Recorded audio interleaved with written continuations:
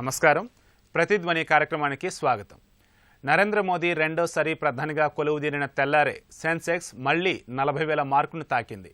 మోదీ సారథ్యంలోని స్థిరమైన ప్రభుత్వం అత్యంత నిపుణులతో కూడిన కేబినెట్తో ఆర్థిక వ్యవస్థకు పునరుత్తేజం తెస్తుందని పారిశ్రామిక వర్గాలు భావిస్తున్నాయి. మందగమనంలో ఉన్న ఆర్థిక వ్యవస్థను పరుగులు పెట్టించడం, ప్రైవేట్, సామాజిక రంగాల్లో పెట్టుబడులు పెంచే చర్యలు తీసుకోవడం, పేదరికం, నిరుద్యోగం, వ్యవసాయ సంక్షోభం వంటి సమస్యలకు పరిష్కారం చూపడం మోదీ ముందున్న ప్రధాన ఆర్థిక సవాళ్లు. ఈ నేపథ్యంలో మోదీ ప్రభుత్వం ఆర్థిక వ్యవస్థను ఏ విధంగా బలోపేతం చేస్తుంది, ఎలాంటి ఊతమేచి చర్యలు తీసుకుంటుందన్న అంశాలపై ప్రతిధ్వని చర్చను చేపట్టింది.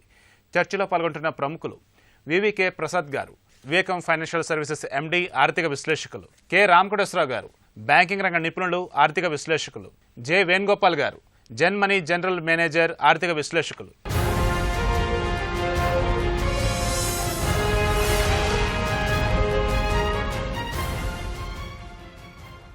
ప్రసాద్ గారు, మోదీ రెండోసారి ప్రధానిగా కొలువుదీరిన కొద్ది గంటల్లోనే సెన్సెక్స్ మళ్లీ 40,000 మార్కును తాకింది. మోదీ ఈ రకంగా అధికారంలోకి రావడం స్టాక్ మార్కెట్కు ఎలాంటి ఊతమిచ్చింది?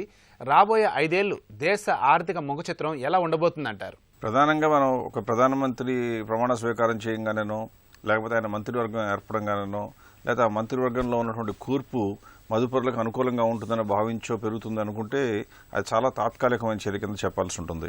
దీర్ఘకాలికంగా చూసినట్లయితే కంపెనీల యొక్క జవసత్వాలు, బలాలు, అలాగే వాళ్ళకి వచ్చేటువంటి వృద్ధిలోకి రాగలిగినటువంటి అవకాశాలు ఏమైనా ఏర్పడుతున్నాయా, కొత్తగా అవకాశాలు ఏర్పడితే అందిపుచ్చుకునేటువంటి కెపాసిటీ ఏ కంపెనీలకు ఉన్నది, దాని ప్రకారం బేస్ చేసుకుని పెరుగుతుంది తప్పితే ఇదంతా కూడా ఇనీషియల్గా వచ్చినటువంటి పొంగు, అంతేగాని బలం కింద చెప్పుకోవడం వీలు కాదు. పాల పొంగు లాంటిది అనమాట.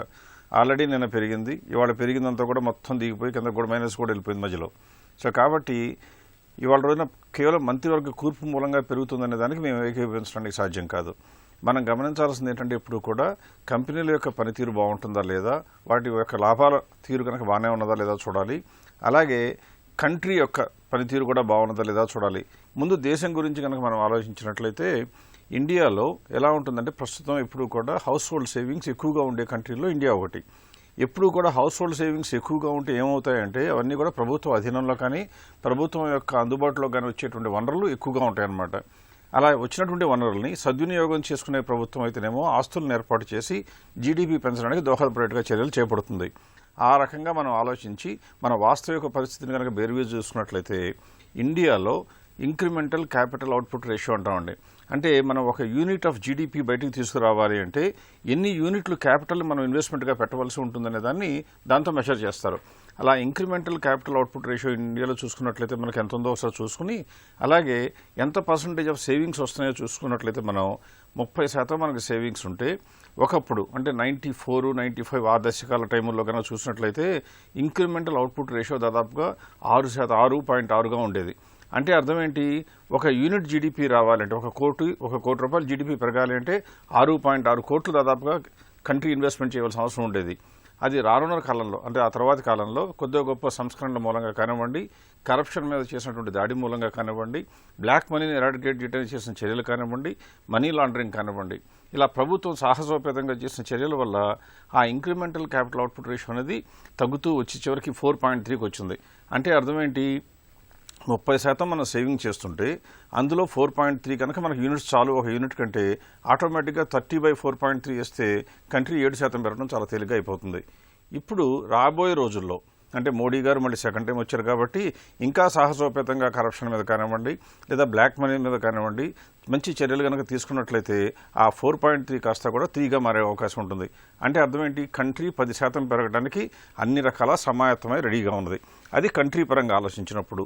మరి కంపెనీల పరంగా అంటే స్టాక్ మార్కెట్ గురించి మీరు ప్రస్తావించారు కాబట్టి కంపెనీల పరంగా కనుక చూసినట్లయితే అందరూ అన్ని న్యూస్ పేపర్లు కూడా చెప్తున్నాయి ఏమని ఈ మధ్య కాలంలో ప్రాఫిట్లు మందగించాయి, సేల్స్ మందగించాయని. కానీ నిజానికి చూస్తే ఇప్పుడు రాబోయే ముందు 31 మార్చిలో ఉన్నటువంటి రిజల్ట్స్ కనుక చూసినట్లయితే అంటే కనీసం 1000 కోట్లైన మార్కెట్ క్యాపిటలైజేషన్ ఉన్న కంపెనీలు మాత్రమే మనం పరిగణలోకి తీసుకుంటే 5 కంపెనీల్లో 3 కంపెనీలు లాభాలు పెంచుకున్నాయి. అంటే అర్థమేంటి 60% ఆఫ్ ద కంపెనీస్ లాభాలు పెంచుకున్నాయి.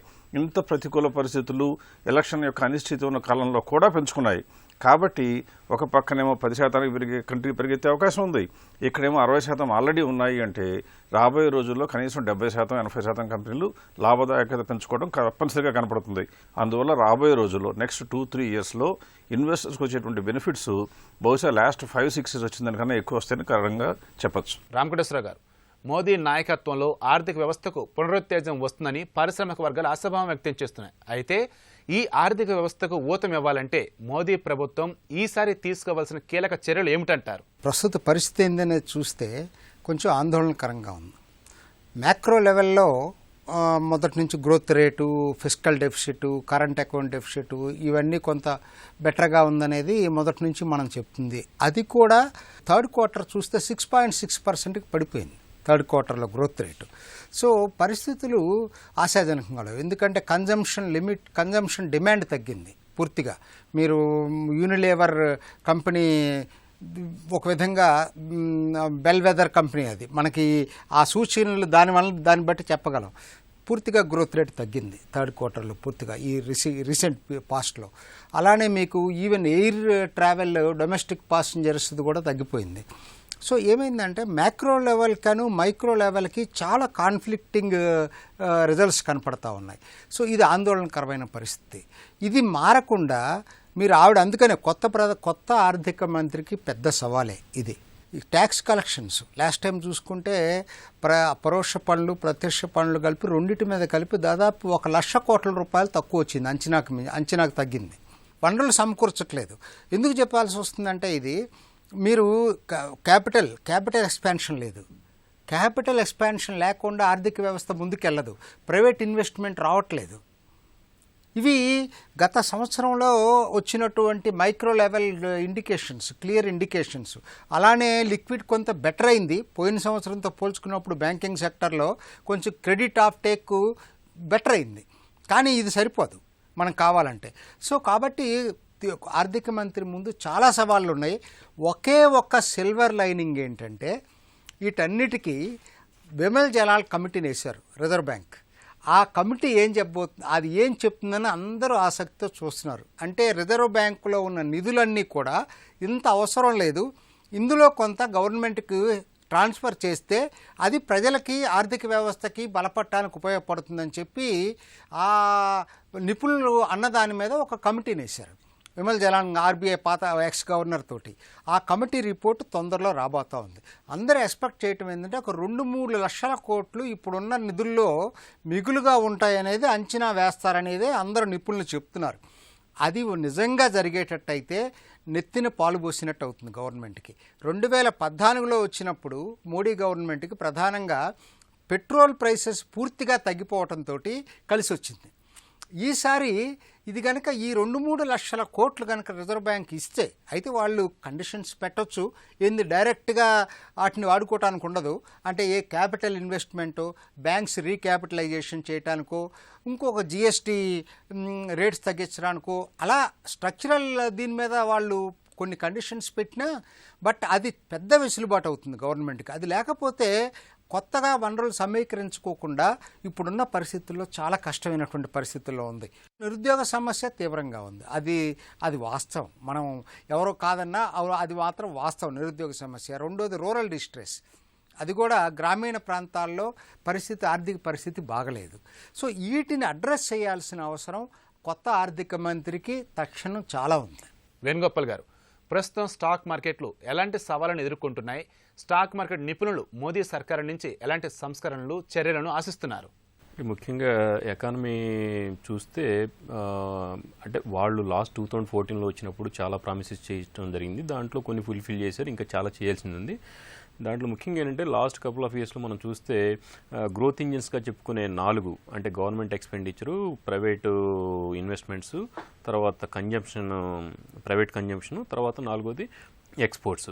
ఈ నాలుగిట్లో ఏంటంటే పబ్లిక్ అంటే గవర్నమెంట్ ఎక్స్పెండిచర్ ఒకటే చాలా బాగా చేశారు. ఇన్ఫ్రా మీద, రోడ్స్ మీద కావచ్చు, హైవేస్ మీద కావచ్చు, ఇంకా వేరియస్ ఎలక్ట్రిసిటీ కావచ్చు, ఇట్లా వేరియస్ ఫీల్డ్స్లో చాలా ఖర్చు పెట్టారు. గవర్నమెంట్ స్పెండింగ్ బాగుంది. బట్ ప్రైవేట్ పార్టిసిపేషన్ చాలా లాగింగ్ ఫ్యాక్టర్గా ఉంది. సో ప్రైవేట్ పార్టిసిపేషన్ ఏ ఎకానమీ అయితే ఉండదో అది కొంచెం ఇబ్బందికరమైన పరిణామం. లాస్ట్ ఫ్యూ ఇయర్స్లో కొత్తగా వచ్చిన వాళ్ళు, కొత్తగా ఇండస్ట్రీస్ని స్టార్ట్ చేసిన వాళ్ళు కానీ ఇట్లా పెద్దగా మనం చెప్పుకోదగ్గ ఇది కనపడలేదు అక్కడ. ఇన్ఫ్లేషన్ కనుక మనం చూసినట్లయితే సిపిఐ కానీ డబ్ల్యూపీఐ కానీ బాగా పడిపోతుండటం, తర్వాత ఏంటంటే అంటే ముఖ్యంగా ప్రొడక్టివిటీ గ్రోత్ లేకపోవటం, ఎంప్లాయ్మెంట్ జనరేషన్ సరిగ్గా లేకపోవటం, వీటి వల్ల చేతిలో రూపాయి ఇది లేని పరిస్థితి, దానివల్ల కన్జంప్షన్ హిట్ అవుతుంది అనేది కొంతవరకు. సో ప్రైవేట్ కన్జంప్షన్ కూడా ఇబ్బంది పడటం. మూడోది ఎక్స్పోర్ట్స్. సో ఎక్స్పోర్ట్స్ కూడా ఏంటంటే మనం ఇప్పటికి కూడా కరెంట్ అకౌంట్ డెఫిసిట్ చూస్తాను లాస్ట్ కపుల్ ఆఫ్ ఇయర్స్లో, అది పెరుగుతుంది. ఫిజికల్ డెఫిసిట్ కూడా అలార్మింగ్ రేంజ్లోకి వచ్చింది. ట్రేడ్ డెఫిసిట్ ప్లేస్లో ట్రేడ్ సర్ప్లస్ కనుక తీసుకురాగలిగితే అది కొంచెం మంచి పరిణామంగా మనం చూస్తాం. ఎన్పిఏ స్ట్రగ్లింగ్, దగ్గర 10.5 లక్షల కోట్లు ఎన్పిఏలు ఉన్నాయి. దాంట్లో కొంత ఐబీసీ యాక్ట్ వల్ల కొంత రికవరీస్ 77,000 కోట్లు ఎంతో ఫైనాన్షియల్ ఇయర్ 19లో రికవర్ చేసినట్టుగా when compared to 35,000 crores last year. ఇంకా ఎన్పిఎల్ని అడ్రస్ చేయడం అంటే ఫర్దర్గా పెరగమని చెప్పి ఆర్బీఐ చెప్పినప్పటికీ ఎన్పిఎల్ ఇప్పుడు ఉన్న ఎన్పిఎల్ని ఎలా అడ్రస్ చేస్తారు, ఎంత ఫాస్ట్గా రికవరీ అనేది ఉంటుందని చెప్పేసి ఆ ట్రిబ్యునల్స్ వీటన్నిటి చేసే యాక్షన్స్ని బట్టి వాటికి ఇచ్చే ఫ్రీ హ్యాండ్ బట్టి ఉంటుంది. ఎంప్లాయ్మెంట్ జనరేషన్ ముఖ్యంగా ఏంటంటే 30% పాపులేషన్ అర్బన్ ఏరియాస్లో ఉంటూ 70% గ్రోత్ని వాళ్ళు ఇస్తుంటే 70% పాపులేషన్ రూరల్ ఏరియాస్లో ఉండి 30% గ్రోత్ ఇస్తున్నారు. సో ముఖ్యంగా రూరల్ ఏరియాలో ఉన్న అగ్రి అండ్ అలైడ్ ఏరియాస్ని, తర్వాత ఇండస్ట్రీస్ని ముఖ్యంగా ఎప్పుడైతే అడ్రస్ చేసి ప్రొడక్టివిటీ గ్రోత్ని క్రియేట్ చేయగలుగుతారో తద్వారా ఏంటంటే ఎంప్లాయ్మెంట్ అనేది జనరేట్ అవుతుంది. ముఖ్యంగా చూస్తేనంటే చైనా మ్యానుఫ్యాక్చరింగ్ దగ్గర 35% ఆఫ్ వాళ్ళ జీడిపిలో ఉంది, మన దగ్గర 15% ఉంది. సో దాన్ని అట్లీస్ట్ 25% చేయాలంటే మ్యానుఫ్యాక్చరింగ్ ఏరియాని ముఖ్యంగా అడ్రస్ చేయాలి. దాంట్లో దట్టు ఏంటంటే ముఖ్యంగా ఎస్ఎంఈ సెగ్మెంటు, ఈ ఎస్ఎంఈ సెగ్మెంటుని అక్కడ ఉన్న హర్డిల్స్ని, వాళ్ళు ఫేస్ చేస్తున్న క్రిటికల్ ఇష్యూస్ని సాల్వ్ చేయడం ద్వారా కొంత ఎంప్లాయ్మెంట్ జనరేషన్ కానీ, తర్వాత కంపెనీస్ కానీ చిన్న చితక కంపెనీలు అన్నీ కూడా సర్వైవ్ అయ్యే పరిస్థితి ఉంటుంది. ల్యాండ్ రిఫార్మ్స్, తర్వాత లేబర్ రిఫార్మ్స్ ఈసారి ఉన్న గవర్నమెంట్ స్ట్రింజెంట్గా తీసుకోవాల్సిన పరిస్థితి ఉంటుంది. తద్వారా ఎకానమీని చేయొచ్చు. సో స్టాక్ మార్కెట్ విషయానికి వస్తే stock market from time to time correct అవుతూ ఉంటుంది. ఇప్పుడు మళ్ళీ తిరిగి రికవర్ అయింది. 40,000 12,000 నిఫ్టీ అనేది వచ్చింది. సో ఇప్పుడు మార్కెట్ పరంగా ఎక్స్పెక్ట్ చేసింది ఏంటంటే ఇప్పుడు కూడా స్టేబుల్ గవర్నమెంట్ ఉండాలని చెప్పేసి స్టాక్ మార్కెట్ ప్రిడిక్ట్ చేస్తుంది, అంటే బిలీవ్ చేస్తుంది. లాస్ట్ 2.5 years నుంచి గ్రోత్ అనేది, జీడిపి గ్రోత్ అనేది డల్గా ఉంది. దాన్ని మళ్ళీ తిరిగి మనం మేకప్ చేసి అబోవ్ 7%, ముఖ్యంగా ఇవాళ ఫైనాన్స్ మినిస్టర్గా ఫస్ట్ టైం లేడీని ఇచ్చేసే కాబట్టి సీతారామన్ గారిని, ఇప్పుడు గ్రోత్ని ఎలా తిరిగి రికవర్ చేయాలనేది ప్లాన్ చేసుకొని తద్వారా కనుక అంటే ఎప్పుడైతే ఎకానమీ బాగుంటుందో ఆటోమేటిక్గా దాన్ని స్టాక్ మార్కెట్స్ ఫాలో అవుతాయి. స్టాక్ మార్కెట్లో కూడా లాస్ట్ బడ్జెట్ తర్వాత taxation, long term capital gain tax అయితే పెట్టారో దానికి ఇదిగా అంటే ఎస్టీటీ ఏమైనా రెడ్యూస్ చేస్తారా లేకపోతే అబాలిష్ చేస్తారని చెప్పేసి ఎక్స్పెక్ట్ చేశారు. ఎస్టీటీ లాంటి దాన్ని కనుక ఈసారి ఏమైనా తీసినా తగ్గించినా కొంతవరకు మార్కెట్స్ పాజిటివ్గా రియాక్ట్ అవుతాయి. ప్రసాద్ గారు, దేశ ఆర్థిక వ్యవస్థను బలోపేతం చేసే క్రమంలో అమెరికా చైనాల మధ్య వాణిజ్య యుద్ధం, ప్రపంచవ్యాప్తంగా మారుతున్న ఆర్థిక పరిణామాలను మోదీ సర్కారు ఏ విధంగా పరిగణనలోకి తీసుకొని ఆర్థిక చర్యలకు ఉపక్రమించాలంటారు? మన బలం మీద మనం ఆధారపడాలండి ఇప్పుడు కూడా. అంటే చైనాను అమెరికా మధ్యన వచ్చిన వాణిజ్య యుద్ధం మూలంగా ఎవరు బలహీనలు అవుతారు, వారి దగ్గర నుంచి మనకు వచ్చే అవకాశాల్లో మనం అందిపుచ్చుకోగలిగిన ఏంటని ఆలోచించాలి. కానీ అంటే వాళ్ళు చేసిన అన్నీ మనం చేయడం ఓవర్నైట్గా ఇంపాసిబుల్. అంటే చైనా అనేది ప్రస్తుతం ప్రపంచం మొత్తానికి కూడా మ్యానుఫ్యాక్చరింగ్ హబ్. అంటే ప్రపంచంలో ఎవరికైనా బల్క్లో ప్రొడక్షన్ కావాలి అంటే, తక్కువ సరసమైన ధరలో కావాలి అంటే చైనా ప్రొడ్యూస్ చేయగలదు. అంత కెపాసిటీ ప్రస్తుతం భారత్కు ఉన్నదా అంటే లేదు అని చెప్పాలి. కానీ భారత్కు వచ్చినటువంటి బ్రహ్మాండమైన సువర్ణ అవకాశంగా ఏం చెప్పొచ్చు అంటే అందరికీ కూడా భారత్ మీద సానుకూల దృక్పథం ఉంది. భారత్లో చేసిన ప్రొడక్షన్కి అడ్డంకులు వచ్చే అవకాశాలు చాలా తక్కువ, ఎక్సెప్ట్ వరల్డ్ ట్రేడ్ ఆర్డర్లు ఉంటే తప్పితే. ఆల్రెడీ 5 years బ్యాక్ మోడీ గారు ప్రభుత్వంలోకి వచ్చినప్పుడు, అంటే ఫస్ట్ టైం వచ్చినప్పుడే make in India, made in India అని పెట్టారు. దానికి ఊతం ఇవ్వాలని ఇప్పుడు వేణుగోపాల్ గారు చెప్పినట్లుగా దానికి ఖచ్చితంగా ఊతం ఇవ్వడం అనేది ఒక ఉద్దేశం అండి. కాకపోతే ఇక్కడ మనం గమనించాల్సింది ఏంటంటే ఇప్పుడు కూడా ప్రధానంగా ప్రభుత్వంలో ఉన్న పెద్దలు చేయవలసిన పనులు ఏంటి అంటే వాతావరణాన్ని సరిగ్గా సృష్టించడం చేస్తే చాలు. అంటే కాబట్టి ఏం చేయాలి, ఇప్పుడు రాంకోట సాగర్ చెప్పినట్టుగా క్రెడిట్ ఆఫ్ టేక్ పెంచాలి అంటారు. క్రెడిట్ ఆఫ్ టేక్ పెంచాలి అనేది చాలా సామాన్యం గురించి వచ్చేటువంటి మాట. అంటే డబ్బులు కావాల్సిన ప్రతి ఒక్కళ్ళు బ్యాంకులు లోన్ ఇవ్వట్లేదు అంటారు. కానీ బ్యాంకులు ఏముంటాయి, లోన్ ఇవ్వడానికి మనకి డిపాజిట్ రావట్లేదు అంటారు. డిపాజిట్లు వేసే పబ్లిక్ ఏమంటారు, నా దగ్గర డబ్బులు మిగలలేదు అంటారు. వీటన్నిటికీ కారణం ఏంటంటే ఎఫిషియెంట్ అలొకేషన్ ఆఫ్ రిసోర్సెస్ ఏ దేశంలో అయితే బాగా ఉంటాయో ఆ దేశంలో పారిశ్రామిక ఉత్పత్తి గణనీయంగా పెరుగుతుంది అని గమనించాలి. ఇకపోతే ఎఫిషియెంట్ అలొకేషన్ ఆఫ్ రిసోర్సెస్ గురించి కనుక గమనించినట్లయితే most efficient allocation of resources అంటే ప్రజల దగ్గర సేవ్ అయిన అమౌంట్ ఉత్పత్తి కోసం ఉపయోగపడేట్టుగా ప్రధానమైనటువంటి వారధి ఏది ఆలోచించినట్లయితే నిస్సందేహంగా స్టాక్ మార్కెట్లు అని చెప్పాలి. అంటే ఒక ప్రమోటర్ ఇవాళ రోజున కనుక ఒక 10 కోట్లు లాభం సంపాదిస్తుంటే అతనికి 100 కోట్లు పెట్టుబడిగా పెట్టడానికి పెట్టుబడిదారులు రెడీగా ఉంటారు. కానీ అదే కంపెనీకి లోన్ కావాలి అంటే మాత్రం బ్యాంకులు ఏముంటాయంటే 20 కోట్లు లోన్ ఇవ్వాలంటే 40 కోట్ల సెక్యూరిటీ పట్టుకురండి అంటారు. మరి అతను ప్రమోటర్ ఏం చేయగలుగుతాడు? అతను సొంతగా ఫస్ట్ జనరేషన్ ప్రమోటర్ అయితే అతని దగ్గర ఆస్తులు ఉండవు సెక్యూరిటీ ఇవ్వడానికి, చేత్తో బిజినెస్ ఉంటుంది, మంచి ఐడియాలు ఉంటాయి, లాభాలు వస్తున్నాయి, కానీ అప్పులు ఇవ్వడానికి బ్యాంకులు ముందుకు రావు. అదే క్యాపిటల్ మార్కెట్లోకి వెళ్ళినట్లయితే క్యాపిటల్ మార్కెట్లో రేజ్ చేయడం చాలా తేలిగ్గా అయిపోతుంది. కాబట్టి క్యాపిటల్ మార్కెట్ బలోపేతం చేసే దృష్టిగా చేయాలి. భారతీయ ప్రజలు చేస్తున్నటువంటి రియల్ ఎస్టేట్ పెట్టుబడులు 5% కనుక క్యాపిటల్ మార్కెట్కి వెళ్ళినట్లయితే క్యాపిటల్ మార్కెట్ సైజు కనీసం డబుల్ అవుతుంది. 150 లక్షల కోట్ల క్యాపిటలైజేషన్ ఉన్న ఇండియన్ క్యాపిటల్ మార్కెట్ ఒక 5% రియల్ ఎస్టేట్లోంచి వచ్చినట్లయితే దాదాపుగా 300 లక్షల కోట్ల మార్కెట్ క్యాపిటలైజేషన్ వెళ్ళిపోతుంది. అలా జరిగినట్లయితే ఇప్పటి వరకు మనం భావిస్తున్నటువంటి క్యాపిటల్ కన్స్ట్రెంట్స్ అంటే మూలధన ఇబ్బందులు ఉన్నాయి, అవన్నీ కూడా తొలగిపోయి private consumption, private capital investment రావడం జరుగుతుంది. అలా జరిగినప్పుడు ఉత్పత్తి పరుగులు ఎత్తడం తప్పదు. పైగా ఇంతకుముందు నేను చెప్పినట్లుగానే మనం గ్రాస్ సేవింగ్స్ ఎంత ఉన్నాయో అది divided by incremental capital out ratio వేస్తామని చెప్పాం. కాబట్టి ఇంత స్థిరమైన ప్రభుత్వం వచ్చింది కాబట్టి ఖచ్చితంగా 3కి వచ్చే అవకాశం ఉంది. అంటే 10% గ్రోత్ రావాలి అంటే చేయవలసింది క్యాపిటల్ మార్కెట్ సంస్కరణలు ఖచ్చితంగా చేయాలి.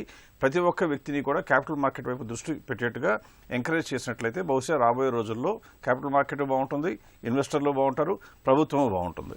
రామకృష్ణ గారు, బ్యాంకింగ్, వ్యవసాయ రంగాలను ఆదుకోవడంతో పాటు పేదరికం, నిరుద్యోగం వంటి సమస్యలపై మోదీ సర్కారు ఎలా స్పందించాలి, ఎలాంటి కీలక నిర్ణయాలను తీసుకోవాల్సిన అవసరం ఉందంటారు?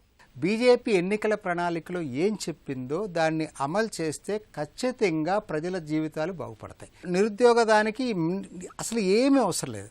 బీజేపీ ఏదైతే ఎన్నికల ప్రణాళిక రిలీజ్ చేసిందో దాన్ని అమలు చేస్తే చాలు. ఎందుకంటే వాళ్ళు 22 కోర్ ఇండస్ట్రీస్ ఐడెంటిఫై చేశారు. ఉద్యోగాలు పెరగటానికి ఈ ఇండస్ట్రీస్ మీద కాన్సన్ట్రేట్ చేస్తే ఉద్యోగాలు పెరుగుతాయని. Let them do that. దాంతో కొంత మార్పు వస్తుంది.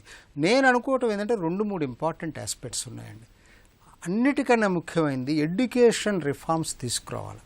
క్వాలిటీ ఆఫ్ ఎడ్యుకేషన్ పెరగకుండా, ఎందుకంటే అది ఫ్యూచర్ అసెట్, అది ఇమీడియట్గా కాపోవచ్చు. ఇన్నాళ్ళ నుంచి క్వాంటిటీ మీద కాన్సన్ట్రేట్ చేశారు.